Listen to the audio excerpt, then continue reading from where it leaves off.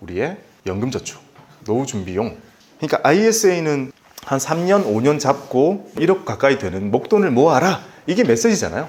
모을 때 하고 싶은 거는 다 해라. 뭘 하든, 리츠만 하든, 배당주만 하든, 심지어 뭐 그 안에서는 뭐 안전한 거 많이 할 수 있으니까 목돈 만들기용으로 이렇게 만들어 준 거고요. 연금저축은 말 그대로 아예 단기적으로는 뭐 출금도 제대로 하면 안 되고 다 막혀 있잖아요. 그러니까 이게 노후를 위해 제발 써달라 라고 만들어져 있는 겁니다. 그러니까 우리는 목적에 맞게 쓰는 게 제일 좋아요. 연금저축은 아마 많은 분들이 아시겠지만 그래도 모르시는 분들을 위해 1년에 600만 원까지 부를 수 있습니다. 월 50이라고 제가 적지 않은 이유는 월 한도가 있는 게 아니라는 거죠. 1년 동안 600까지 마음껏 넣으시면 됩니다. 많은 분들은 1월 1일에 확 넣으시는 분들도 있고 매달 월급 팔 때마다 50만 원씩 부으시는 분들도 있고 또는 이렇게 하시는 분도 있어요. 매달 20만 원씩 해놓고 연말 즈음에 가서 그 해에 주식 농사가 잘 됐으면 나머지 채우고 안 됐으면 그대로 넘어가는 사람도 있고 그 다음에 매달 20만 원씩 이렇게 하다가 1월 달에 성과급 같은 거 나올 때 나머지 채우시거나 이렇게 다양하게 하시는 분들이 있어요. 어쨌든 채우면 그만큼 좋다는 거겠죠. 이렇게 1년 600만 원까지 부으시면 되고요. 붓게 되면 세액공제를 받게 됩니다. 우리가 이거 뒤에 배울 거예요. 우리 나중에 세금, 소득세 이런 것도 다 준비를 했어요. 그때 다 배울 거고 지금은 이렇게 기억하시면 돼요. 세액공제라는 것을 13.2% 또는 16.5%라는 것을 받는데 아주 큰 혜택이구나. 엄청 큰 혜택이구나 라고 생각을 해주시면 되겠습니다. 그리고 이 연금저축은 이렇게 계좌를 터가지고 돈을 넣잖아요. 그 돈으로 할 수 있는 게 현금으로 두거나 MMF로 두거나 펀드를 사거나 ETF를 사는 것이 가능합니다. 그러면 돈을 입금만 하면 세액공제는 돼요. 그러니까 많은 분들이 어떤 문제가 생기느냐. 연금저축이 좋다는 거 알았어요. 아, 노후를 준비해야겠구나. 계좌를 터요. 돈을 넣어요. 근데 공부가 돼 있어요? 안 돼 있어요? 안 돼 있겠죠. 그래서 많은 사람들이 현금으로 둬요. 오늘 강의를 들으면 우리는 뭐라도 둬야죠. 최소한 MMF로 둬야죠. 요거 넣어두면 최소한은 불어납니다. 최소한의 그걸로. 보통 그 최소한의 그거라는 것은 기준금리 쬐끔 플러스 알파가 되겠죠. 기준금리가 그 말이니까. 기준금리보다 조금 높은 그 수준만큼은 붙도록 되어 있는 거죠. 그러니까 현금으로 두지 말고 공부 아직 못해가지고 뭘 할지 모르겠다 하라고 하실 때는 MMF로 담아두시기 바랍니다. 그리고 1년에 600 붓는 거잖아요. 그런데 증권사 창구에서는 언제 가장 붐빌까요? 12월 20며칠. 줄 섭니다. 줄 이렇게 서요. 많은 사람들이 뒤늦게 연말정산 큰 폭탄이 나올 것 같은 불안감을 안고 증권사 창고 와가지고 마지막 30일까지 됐었나? 30일까지 됐었던 걸 기억해요. 그때 와가지고 연금저축을 막 개설하고 막 돈을 넣어요. 그래서 저같이 철저한 사람들은 철저한 MBTI J는 정말 신기한 거죠. 와, 그 전에 언제 와도 편안하게 들 수 있는데 설명도 막 듣고.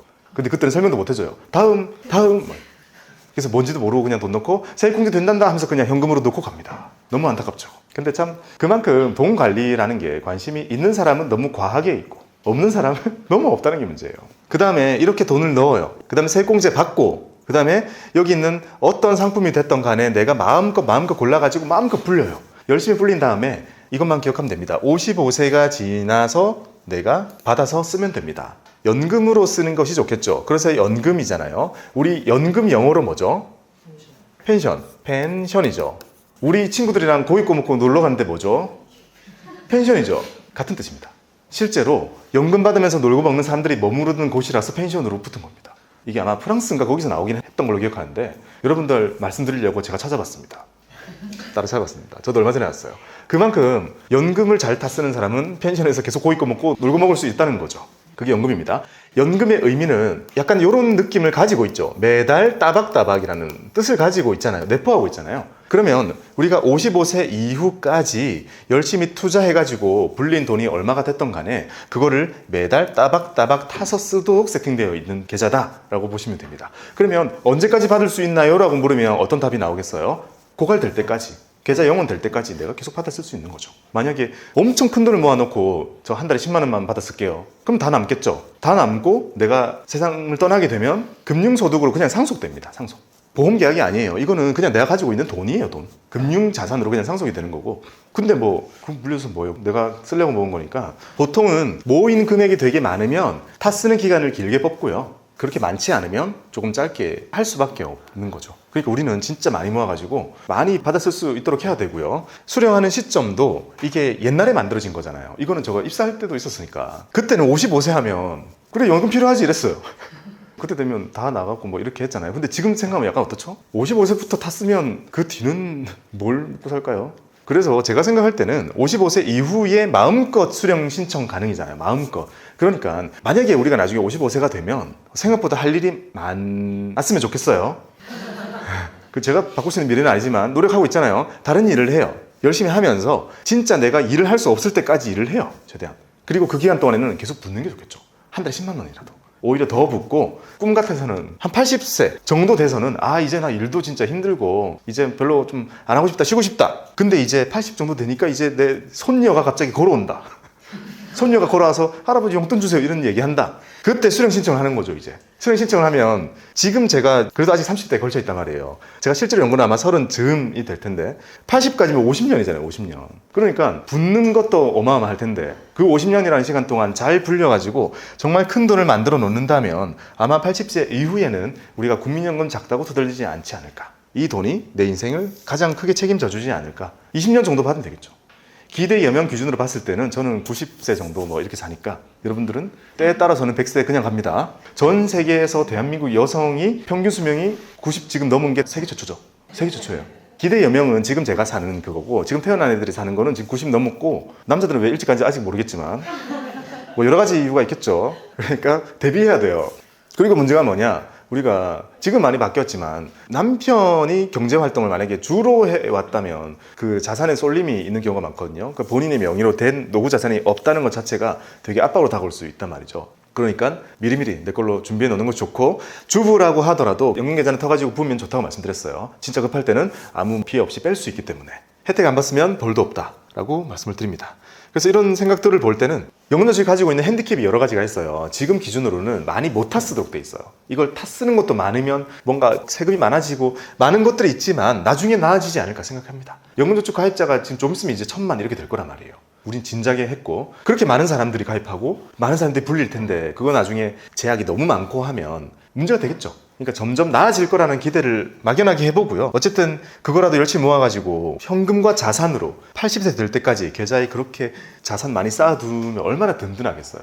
남을 믿지 말고 사람이 정하는 것을 믿지 말고 시장이 정하는 것에 내 거를 태워놓는 게 제일 좋다 했잖아요. 그럼 그걸 가지고 있으면 그때 많은 사람들은 그거 봐 젊을 때 제도가 이렇게 못해가지고 내가 노후가 불행해 라는 불만이 분명히 있겠죠. 사실 있을 수밖에 없는데 그 와중에서도 아이고 나는 그나마 내가 준비 잘 해놔가지고 그리고 잘 풀어나가지고 아이고 지금 이렇게 걱정이 덜하다 라는 생각을 저는 막연하게 해봅니다.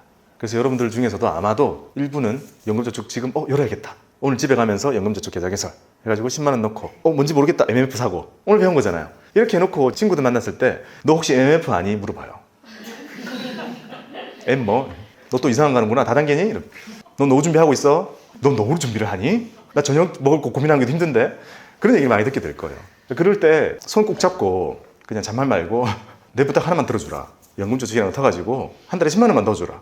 그렇게 해주고 널리 알릴 거 아니에요. 그러니까 그런 많은 사람들이 나중에 수십 년이 지나서 제가 90살이 됐을 때 아마 진짜 많은 분들이 직간접적으로 그때 그거 하긴 너무 잘했다. 그때 그 했던 사람 뭐라고 있었어. 옛날에 받고 있는 사람이 전에 내려온 사람이 있어. 그 사람 거 보고 했지. 그래서 뭐 도움이 됐어. 그런 상상하는 게 제 낙이에요. 자, 필수계좌 사정 중에 연금저축 지금 여기 그림에 보이는 것처럼 우리는 세액공제라는 것을 받게 됩니다. 세액공제는 내가 그만큼 현금을 받게 되는 것에 가까운데 그 현금을 나한테 직접 주는 게 아니라 연말정산하고 나서 나온 결과에 보태져서 얻게 됩니다. 그러면 연말정산하고 내가 만약에 이번 달에 원래 10만 원 받을 거였다. 근데 이거를 꽉 채웠다. 그러면 100만 원 뭐 이렇게 받게 되는 걸 거고 원래 100만 원 받게 되는 거였다. 그럼 이게 더해지면 200만 원 이렇게 받게 되는 경우도 많습니다. 단 돌려받을 게 원래 없었던 사람은 이걸 한다고 해서 생기지는 않아요. 여기서 차이가 좀 생기기도 하고 조금 더 자세한 그런 게 필요한데 그거는 뒤에서 나중에 말씀드릴게요. 어쨌든 일반적으로 우리가 직장인이 대한민국 2천만 명이 있거든요. 그런 평균적으로 봤을 때는 내가 요걸 가입해가지고 요 정도 부었을 때 돌려받는 확률이 훨씬 높습니다. 훨씬. 그러니까 대부분 준비하는 거겠죠. 자, 퀴즈 타임. 이상한 시간에 퀴즈 타임을 하고 있지만 퀴즈 타임 해보겠습니다. 자, 규칙은요. 오프라인은 1명. 정답을 먼저 외쳐야 돼요. 답을 먼저 외치면 마이너스 1점. 답을 먼저 외치지 말고 제발 정답 해주세요. 정답. 그 다음에 온라인으로는요. 이제 선착순으로 남겨주시는 분들 퀴즈를 시작해 보겠습니다. 첫 번째 퀴즈. 자, 코스피 지수의 생일은? 코스피 지수가 태어난 날은? 정답. 1980년 오, 맞아요. 1월 1일. 1월 1일? 그건 제 생일이에요. 땡. 정답. 80년 1월 4일. 정답. 축하드립니다. 80년 1월 4일이 코스피의 생일입니다. 두 번째, 주식을 사놓고 수면제를 먹고 10년 후에 깨어나라라고 말씀하신 위대한 투자자의 이름은 풀네임으로 해주세요. 정답. 정답. 축하드립니다. 전설의 펀드 매니저 피터 린치의 마젤란 펀드의 연평균 수익률은? 정답. 정답. 축하드립니다. 아니, 원래 아신 거야? 복습을 따로 하시는 거예요? 그냥 봤어요. 아, 그냥 보시고 외우신 거예요? 네 번째 퀴즈. 적립식 투자를 하면 땡땡땡땡땡땡 효과 때문에 리스크 관리가 자동으로 된다. 정답. 코스트 에버리지. 코스트 에버리지. 정답. 자, 마지막 문제 갑니다. 퀴즈 다섯 번째. 우리가 투자를 하면서 내는 비용의 세 가지 종류는? 비용의 종류 세 가지. 정답. 세금. 보수. 땡. 시간 제한이 있어서 몰랐죠? 정답. 수수료, 수수료. 세금, 세금. 보수. 정답. 축하드립니다. 자, 퀴즈 했으니까 넘어갈게요. 자, 우리는 이렇게 연금 저축을 하면서 세액공제를 이게 얼마만큼 해주는 건지 감이 없을 수 있잖아요. 진짜 많이 해주는 거고요. 많이 해주는 이유는요, 우리 인간의 뇌파를 측정해보면 미래에 있는 나를 남으로 인식한대요. 미래에 있는 나를 대할 때의 뇌파와 옆집 아줌마를 바라볼 때와 똑같이 인식한다고 해요, 뇌가. 그러니까 내가 옆집 아줌마한테 가서 띵동하고 50만 원 줄 수 없으면 미래는 나한테도 줄 수 없다는 거예요. 그게 당연히 기본 가정이기 때문에 모든 연금 관련된 세제나 정책은 뭘 주고 있죠? 지금 당장 우리가 얻을 수 있는 혜택을 주는 거죠. 줄 수밖에 없는 거고, 내가 이런 거 안 하면서도 노후 준비를 하지 못하는 나를 걱정하거나 그렇게 생각할 필요가 전혀 없다는 거예요. 그게 더 이상한 거예요. 옆집 아줌마한테 50만 원 준 게 더 이상한 거예요. 저기요 띵띵 50만 원 나중에 저한테 주세요 하면서 50만 원 준. 그게 더 이상한 거예요. 그러니까 세제 혜택을 엄청 많이 부여하기 시작했고 점점점 커지는 거죠. 왜냐하면 점점점 노후에 많은 돈이 필요해지니까 거기에 맞게 커져가는 겁니다. 그래서 우리는 지금 당장 얻을 수 있는 세액공제라는 혜택을 얻기 위해서 매년 마지막에 줄 서가지고 돈을 넣고 그렇게 계속 누적된 혜택들이 나중에 내가 노인이 됐을 때 한꺼번에 돌아온다는 거죠. 그래서 많은 사람들이 뭐야 그때는 100만 원씩 돌려받으려고 넣었던 돈이 벌써 이 목돈이 됐네, 그러면서 내가 노후에 이걸로 먹고 사네 라는 생각을 자연스럽게 할 수 있게 만들어 놓은 거죠. 이렇게 증권사 선택과 계좌 개설을 마치도록 하겠습니다.